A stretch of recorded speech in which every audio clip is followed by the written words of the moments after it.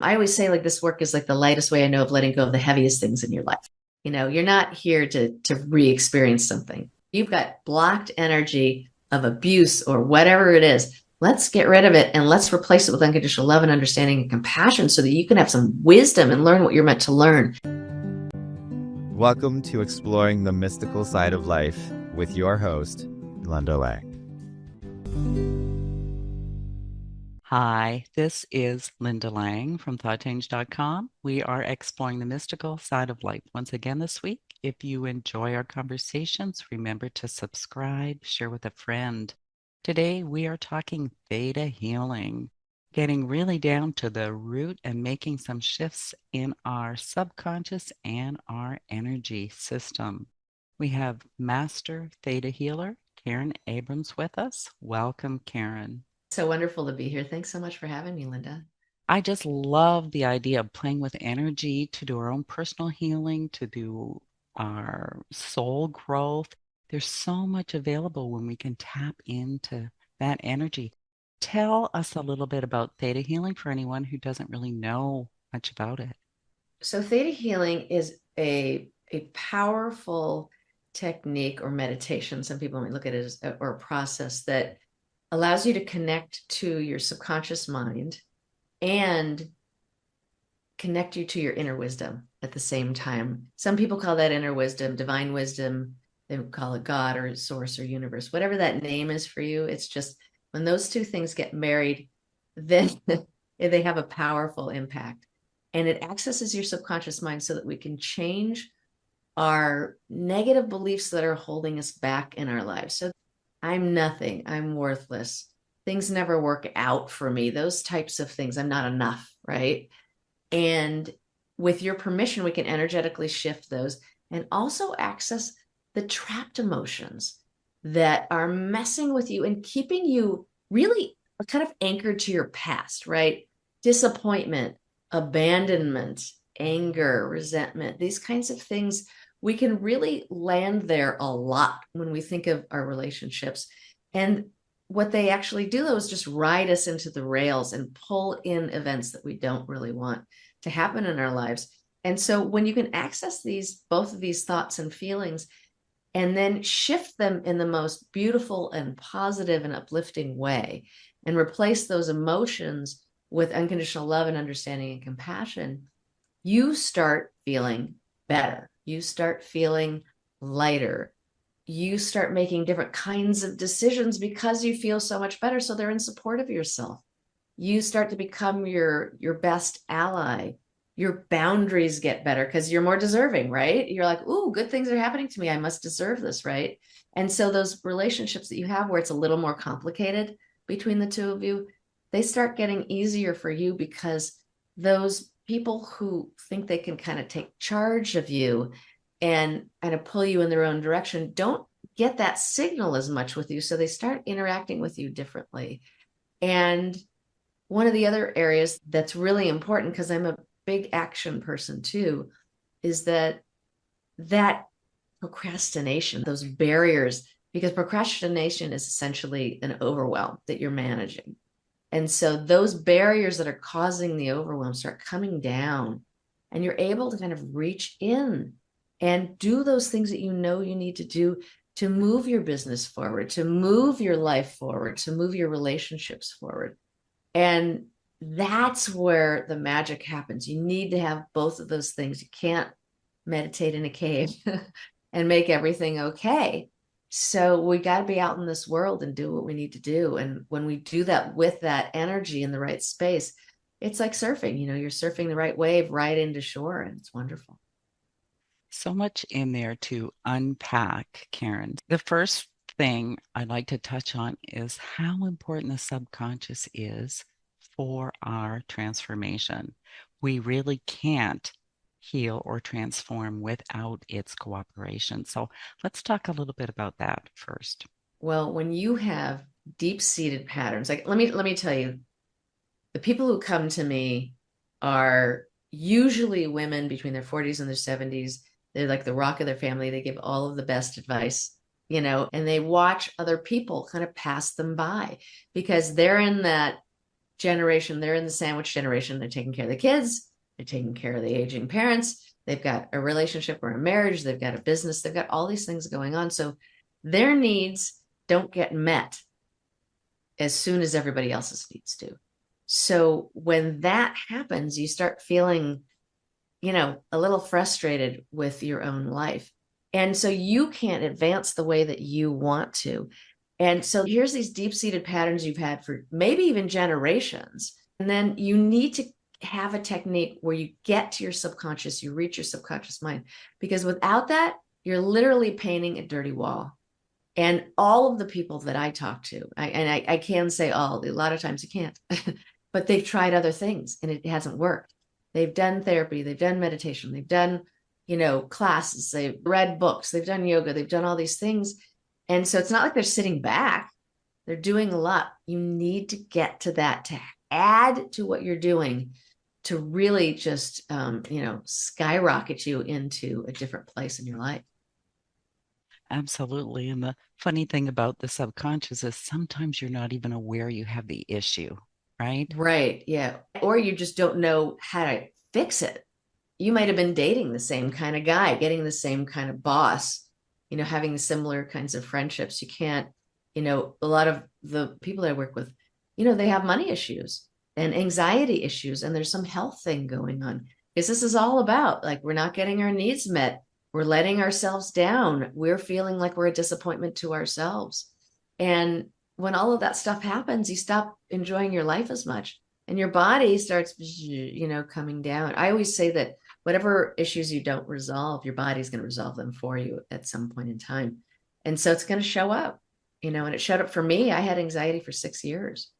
And when I found out about this work, I had a friend of mine who was just going through all these things in her life. And she was in a relationship. It wasn't a long-term relationship with a wonderful man, but it wasn't going where she wanted it to go. She had health issues that doctors could not help her with. She'd been to a lot of them, She also had so much emotional baggage that her clients, she was an MBA, and her clients would trigger her and she'd get in a fight. She used to talk to me and say, "Hey, I got in this huge fight with my client." And I'm thinking about it like, what?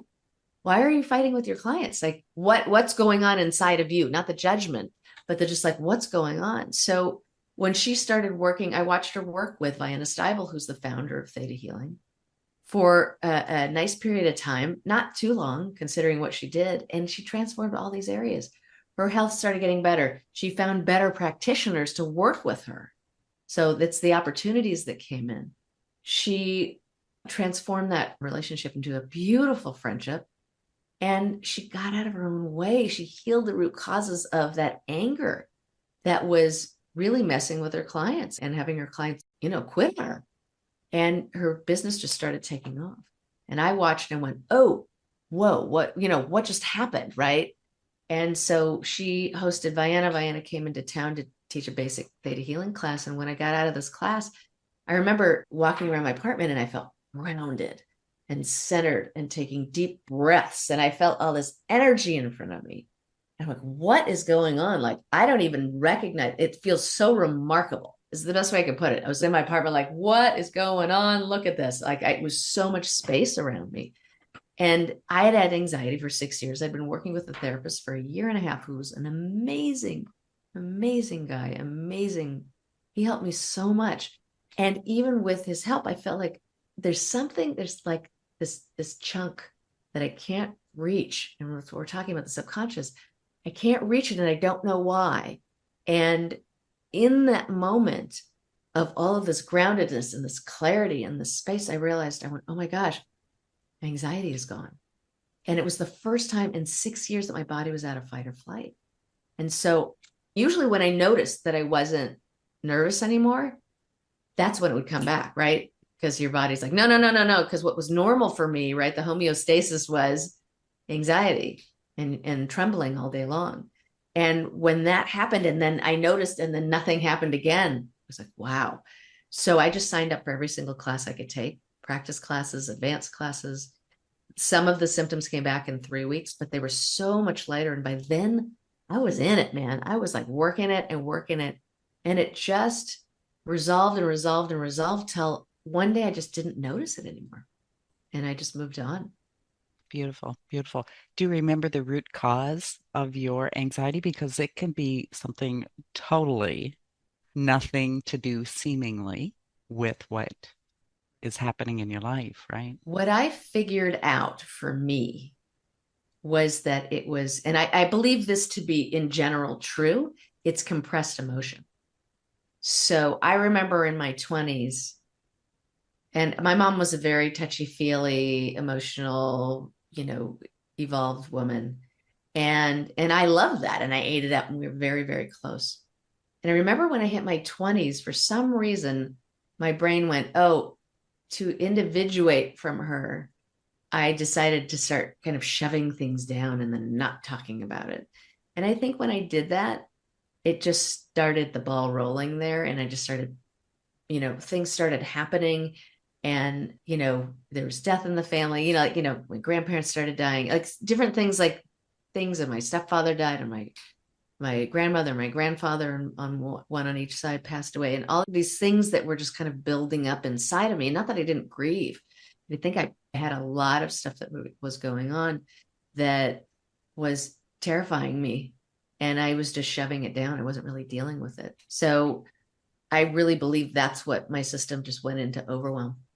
And that's how it started trembling for me. So I think everybody has their life issues that happen for them, but I just think it just gets so compacted that it just starts shooting off stuff into your system. Absolutely. Some of the emotions in our life are not comfortable to feel, but when we shove them down, it doesn't mean they go away. They're still there in our energy system. And as you say, it does create havoc eventually, expressing physically. Yeah, absolutely. And I remember Brene Brown talking about how when you quell an emotion, you can't just stop one emotion, like let's say grief, right? Grief's so powerful. And probably one of the most powerful things because it has so many emotions inside of it just to try and grasp what's going on. But that when you take one emotion and you decide, I'm going to dial that down to zero, it doesn't just do that one. So it affects all of your emotions. They all come down because you can't tell your system just to do that and have it really work. So your joy tanks, you know, and your experience of your life starts, the quality of your life starts diminishing. And you may not even know it, or it comes by so kind of slowly that you just get it ready, or you get used to feeling less happy. You know what I mean? And just it just sort of slows down until you're kind of like meh, or worse. Now, one of the interesting things that you said earlier on was that, good things start happening to you, and then you understand that you deserve those good things, right? That can also happen in the opposite, that if bad things happen to you, you can start saying, well, I deserve this, or what have I done to deserve this? Right. Not healthy thinking. So what would you say to anyone who might have done that in the past or is in the middle of that right now? How could we help them to kind of switch that in their brain? Well, how do I put this? Let me give you an example of something that happened, and then I'll go into it. So I had this man who came to me, and people come to me and for one-on-one work, and I also teach classes where I help heal like your inner critic and your money issues. And he came to me as an individual client, and he had been in a slump. He was a construction designer, so he designed like kitchens and bathrooms and things like that, interiors. And he was great at what he did, but he hadn't gotten a job in 6 months. And he always got to like second place, and he was right there. And they're like, oh, we're going to go with the other guy. He was so frustrated because he knew, first of all, he was the only support for his family. And then he knew how great he was. So it was like, what? I don't get it. I don't get it. Because he was so busy beforehand. And so we got into healing what the root cause of that was for him. And there was like a lot of worthiness issues that were going on in a lot of places where he felt powerless. So when that was healed, and it only took a couple of sessions, he got his first bid. 2 weeks later, he got his first bid. She loved his work so much that she started calling all of her friends and telling them. And within a few weeks, he actually had a 6-month waiting list. So worthiness is definitely one thing that can happen that is at the bottom. And also just, it's like what gets you into a tailspin, right? What's the thing that kind of makes you go, oh my gosh, I'm not worthy, or this is happening and it's not going to stop, and all that hopelessness and despair and desperation that start to kick in. And so you just got to figure out, and that's what I love doing, is really helping people find whatever their root cause is. Because like I said, it could be grief, it could be, abuse, it could be so many different things that were kind of at the bottom of this, or being ignored or being dismissed, or being gaslit, all of these things where people aren't allowing you, or your parents or whoever's around you aren't allowing you to stand on firm ground. And so your kid brain thinks, I must have done something to deserve this kind of treatment, just because that's what kids do, right? They don't have any other reference because they came into the world and they were the center of the world. And if you mistreat them, they think, well, I'm still the center of the world, so it must be me. There's something wrong with me. And so yeah, that's how I would go about it. Beautiful testimony to how profound the change can be. Yeah. And I always say with healing, and I think it's really any healing, um, that it's going to go to the place of least resistance first. And if you've got a money issue and you're really ready and you're like, I'm done, man, I am done, I'm open, do this, heal this thing, and you really have no resistance, the money issues will heal. If not, then a relationship will heal, or your body will start to heal, or something else that you feel like you don't have any excuses for, or beliefs that are hidden that are in the way of all of that stuff. But we want to get in there and heal like a lot of the heavy stuff, like the traumas and the disappointments and those sorts of things, without you having to experience it again. And I always say, like, this work is like the lightest way I know of letting go of the heaviest things in your life. You're not here to re-experience something. You've got blocked energy of abuse or whatever it is. Let's get rid of it and let's replace it with unconditional love and understanding and compassion, so that you can have some wisdom and learn what you're meant to learn and gain the wisdom from that, because it happened. Whatever it was, it happened. We have to be able to accept that so that we can gain the wisdom. We didn't really get to choose. Maybe on a soul level, we got to choose the lessons we wanted to learn and jumped into this family or jumped into that family. And besides that, we're here. We're like, well, what do we do? I might as well learn from it so that I can move on, And some of the most successful people in the world had huge things happen in their life that you think, why aren't you in jail? Why didn't you go this other path that other people went? Why aren't you poor? Why aren't you, all of these sorts of things? But we see that they can learn from it and move to a new place in their life. And it's really, really rewarding to watch. Let's talk about resistance for a moment, because that's a big roadblock, right? Yeah. And it can be conscious, right? Sometimes we just don't want to go there, and sometimes it's totally unconscious. I have this theory, and you can tell me if you agree with me or not. When you're afraid to fail, fear is a resistance, right? You're afraid to fail, or you're afraid to be disappointed. You've already failed and you're already disappointed. And really what you're saying is there's such a deep well of all of those emotions right now that if I just dip my toe in the water, I'm going to drown. And so we run away from it instead of go, okay, well, what caused this? What's underneath it that caused this? I'll give you another example of this. There's a woman who I've been working with and for a while, and in the way that we work together is like a therapist. So we talk, and whatever comes up in life, we deal with and we move on. And she grew up in this really emotionally abusive household. And both dad and mom dad had huge temper. And you're a little girl, and this huge man is and gaslighting. They both gaslit. So they both blamed her for whatever happened and made her wrong for whatever was going on in their lives. And so she grew up trying to earn her existence, which is very common especially for women, because we have to be good and we have to be perfect. And we have to please everybody. And so she did it through achievement, and she's a brilliant kid. And then when she got to the point where she was out into the world, she found bosses who were the same way. So they would hire her and say, oh my gosh, you can solve our problems. You're brilliant, blah, blah, blah, blah, blah, blah. She's like, yes, I'm in, right? She gets there and then they start blaming her for the problems. Well, why did this happen? Well, I just got here. Yeah, but you should have, and all of this sort of stuff. So she kept having jobs. She'd have to leave because these bosses would get so abusive. There's nothing else to do. So we worked on all of that abuse, letting go of all of that abuse, learning what she needed to learn that she was okay, that it had nothing to do with her, that it had to do with them and like depression and things like that. And so she got to this point where it was like, oh, I'm getting it. I'm getting it. I'm getting it. And she brought in more self-care. She brought in extra meditation. She started doing things for herself that she enjoyed. And so this wave of all of these things starting to get better in her life, she finally got that job. She got an amazing job with a boss who's totally allied with her. The people who had said, "Oh my gosh, I'm so glad you're here," are still saying the same thing and thanking her for the problem she's been able to solve. She's making really good money, and I'm sure that's going to keep going up because they love her so much.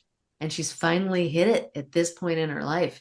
She finally has a job that's worth it and that she can really like plant herself and really create a level of achievement that's going to be really wonderful to watch. And it is so far.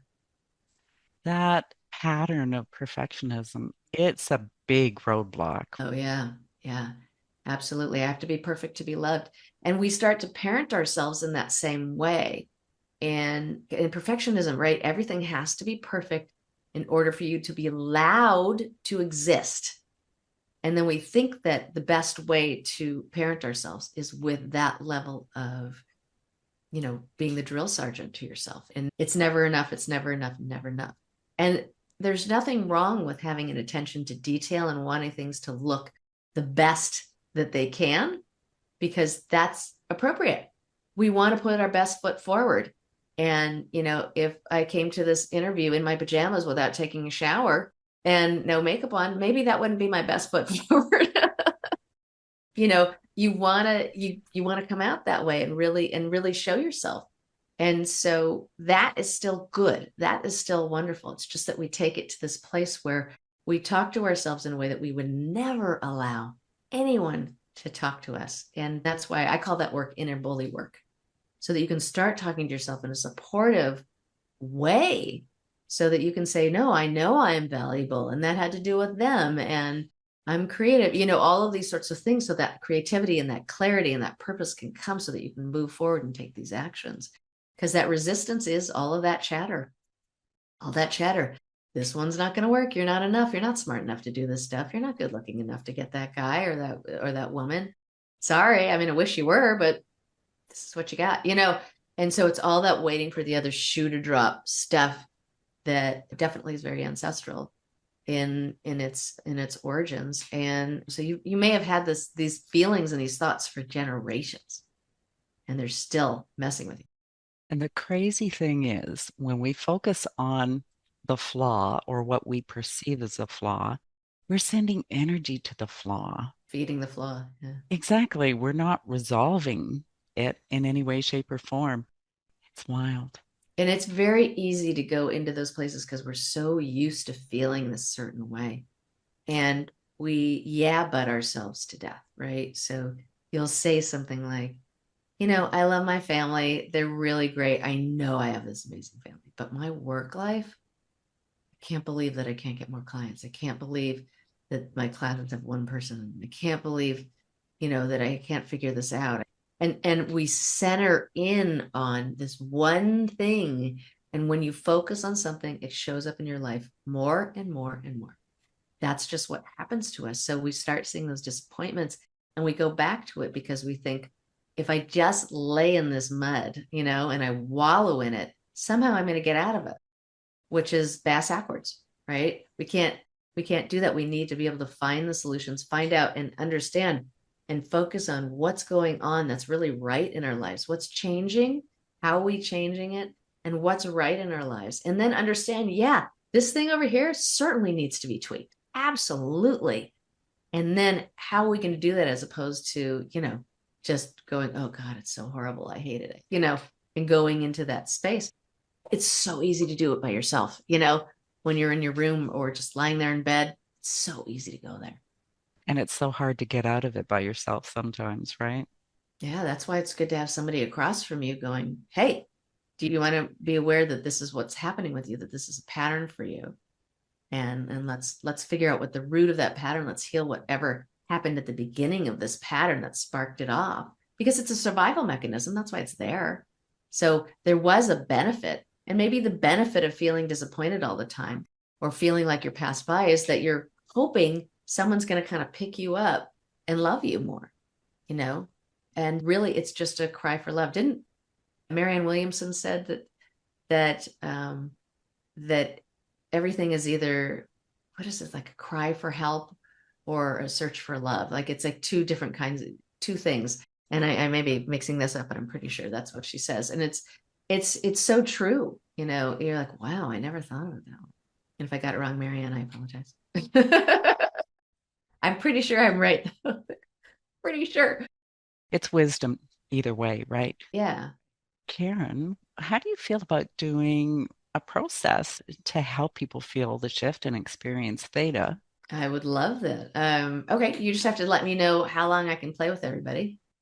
Well, say maybe 5 minutes. Is that good? Absolutely, absolutely. Okay. So what I'm going to do is come into your space. I'm going to ask you if that's, and I'm going to close my eyes, which just means that I'm going into the process that connects me to that divine energy and also to the theta waves. And when you say yes, your brain's going to slow down into that theta brain wave and you're going to be in your subconscious. And then from there, I'll just ask you a whole bunch of kinds of questions.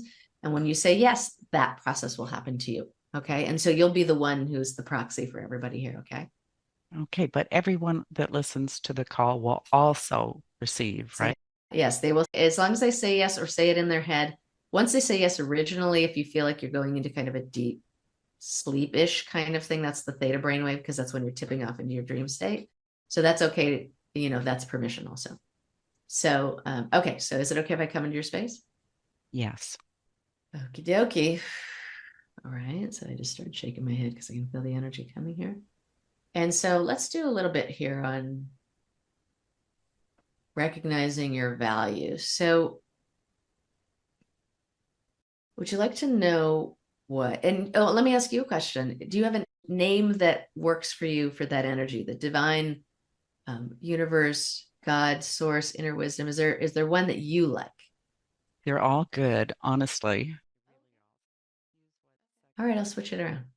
So, would you like your inner wisdom's understanding of what unconditional love feels like? Awesome. And you may feel something and you may not. I'm going to feel something because I've asked for that reaction, but you don't have to feel anything in order for it to happen.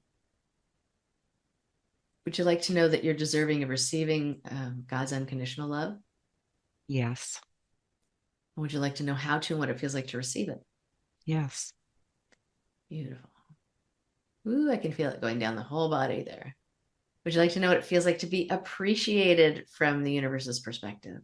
Yes. Okay. There we go. Would you like to know it's safe and possible to receive this Yes. and that you're deserving of receiving it? Yes. And how to and what it feels like to receive it? Yes. There we go. Yay. Can you feel anything? I can. It's Yeah. very interesting. Yeah, it's kind of cool, huh? Mhm. And would you like to know what the universal joy feels like? Yes. There we go. And would you like to know that you're deserving of receiving universal joy? Yes. Cool. Yay. And would you like to know how to and what it feels like to receive it? Yes. And would you like to know what God's acceptance feels like? This is a good one. Yes. And would you like to know you're deserving of receiving God's acceptance? Yes. Yay. And how to and what it feels like to receive it? Yes. Awesome. Yay on that one too. That's a big deal. And know what it feels like to unconditionally accept yourself from God's perspective, from the inside out. Yes. Awesome. Know that it's safe and possible to do so. Yes. And would you like to also know what it feels like to unconditionally love yourself from the inside out from God's perspective Yes. and know that it's safe and possible to do so. Yes. All right. See? And the next one that's coming up, and oh, and let me just say this too. I know it might sound like I'm going really quickly for some people. All of this energy and information will come to you in your own divine timing. So if it needs to, it'll wait. It'll wait a while till it's perfect timing for you. So that's important for you to know. Would you like to know what God's support feels like? Yes. Awesome. And would you like to know that you're deserving of receiving it? Yes. Yay. Would you like to know how to and what it feels like to receive it? Yes. Awesome. All right. And how to and what it feels like to recognize God's support. Yes. So that, and just show you how to celebrate it and give thanks when it happens too. Okay.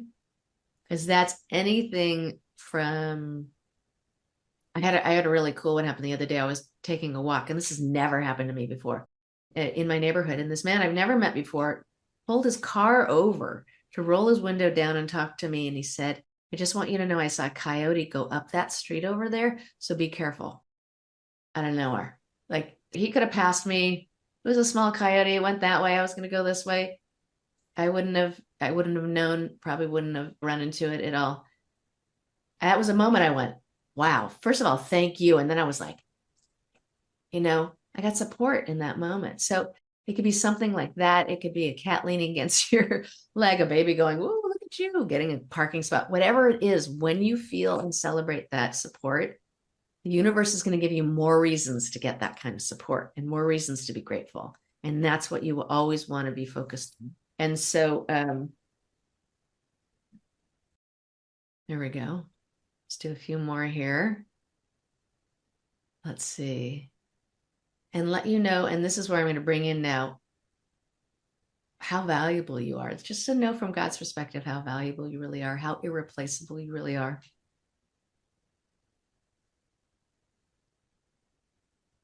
And I'm going to do something here that's really coming up here. And these are vows, is completing and finishing vows. So vows are 24/7 promises. You may have inherited these.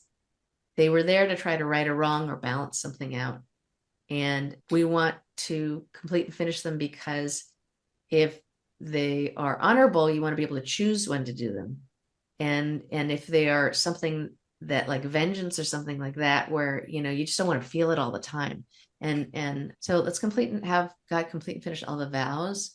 It just gives you your freedom back, is the best way I could put it. To complete and finish all your vows to save the world, to save humanity, to save your family, to save yourself, to save your friends. So you can choose to do that every day. Just clock in and clock out. It's all good. Complete and finish all the vows you have. Actually, the original vow, I totally forgot what it was. So maybe it's getting resolved this other way.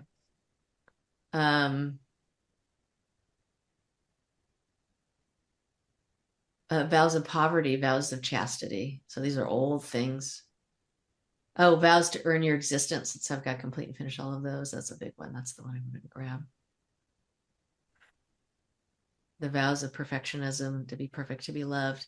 Vows to suffer and struggle, to be close to God. Those are very, very old things.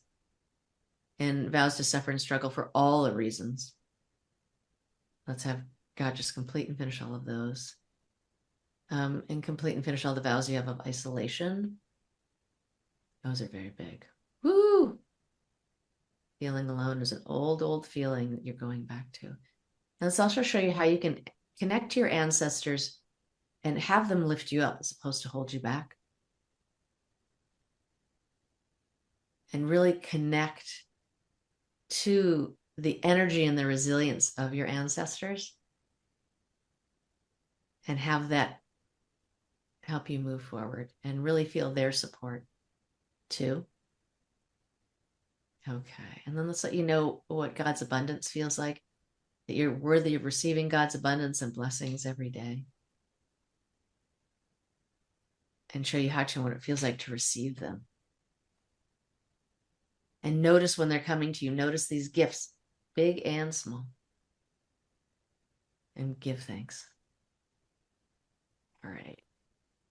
And then I think what I'm going to do is close us out with a body healing. Whenever we do a session, I do a body healing at the end, because then all that resistance that was there before is going to leave. So let's first show you what it feels like to be a completely healthy 28-year-old person from God's perspective, and have the energy and vitality of a completely healthy 28-year-old person.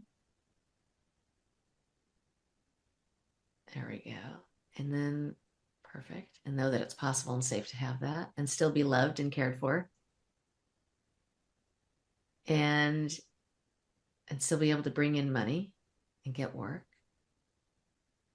There we go. Perfect. That was some little issue that jumped up there. And then let's just have Source give you a big body healing. Whee, all the way down through the bottoms of your feet. Every cell in your body, you can just feel it go. And let you know who you are from God's perspective with all these changes that will continue to evolve. And then bring you back in your body, because when you go into theta, you kind of come out of your body. So come back in your body, bring that energy all the way down through the bottoms of your feet, down into the earth, so that you get that Mother Earth energy. Bring that beautiful Mother Earth energy back up the bottoms of your feet, all the way up to the top of your head, through your whole body. And here you are.